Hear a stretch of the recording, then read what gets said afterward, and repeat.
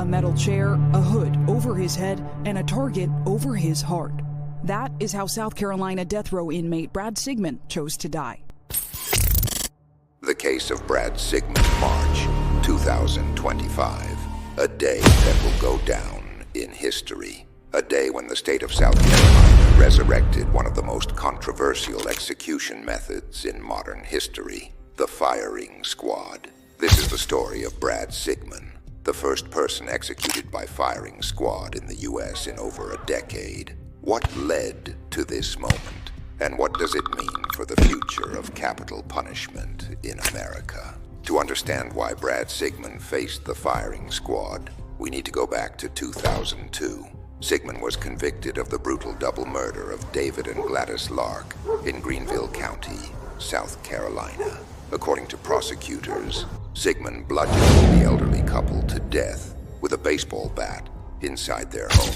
The motive? A domestic dispute involving their daughter, whom Sigmon had been dating. The evidence against Sigmon was overwhelming. His DNA was found at the crime scene. Witnesses placed him near the victim's home. The jury deliberated for only a few hours before handing down the ultimate sentence, death. But that was just the beginning of his 2-decade-long journey through the legal system.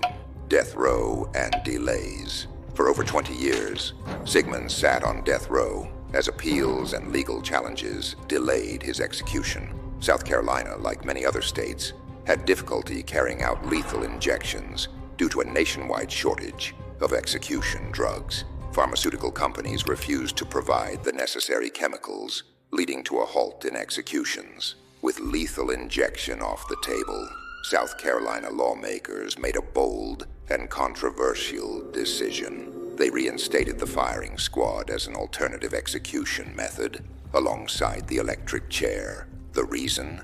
To ensure the state could continue carrying out death sentences. This decision sparked national outrage and heated legal battles.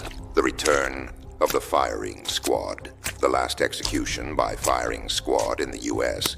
took place in 2010 in Utah, but South Carolina's decision in 2021 made it one of only 3 states, along with Utah and Mississippi, to allow this method. The execution process is brutal, yet methodical. The inmate is strapped to a chair with a target placed over their heart.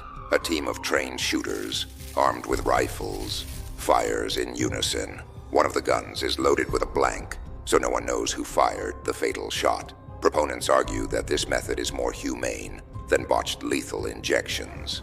Opponents call it archaic, cruel, and barbaric. The final hours, March 8th, 2025. The execution date is set. Sigmon's final appeal is denied by the U.S. Supreme Court.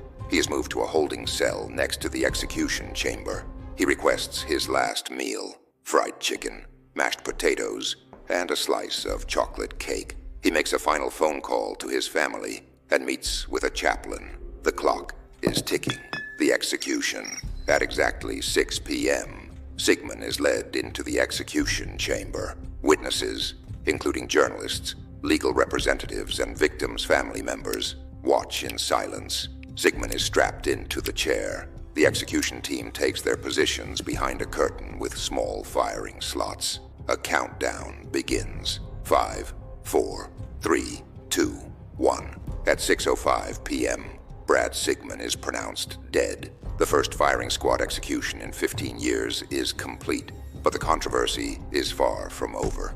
The execution of Brad Sigmon reignited the capital punishment debate in the United States. Human rights organizations condemned it, calling for a ban on firing squads. Supporters argued that justice had been served, but one question remains. Will other states follow South Carolina's lead? As lethal injection becomes harder to obtain, some states are considering alternative execution methods. From the electric chair to nitrogen hypoxia, the future of capital punishment is changing. Will firing squads become the norm? Or will public backlash force states to abolish the death penalty altogether? One thing is certain.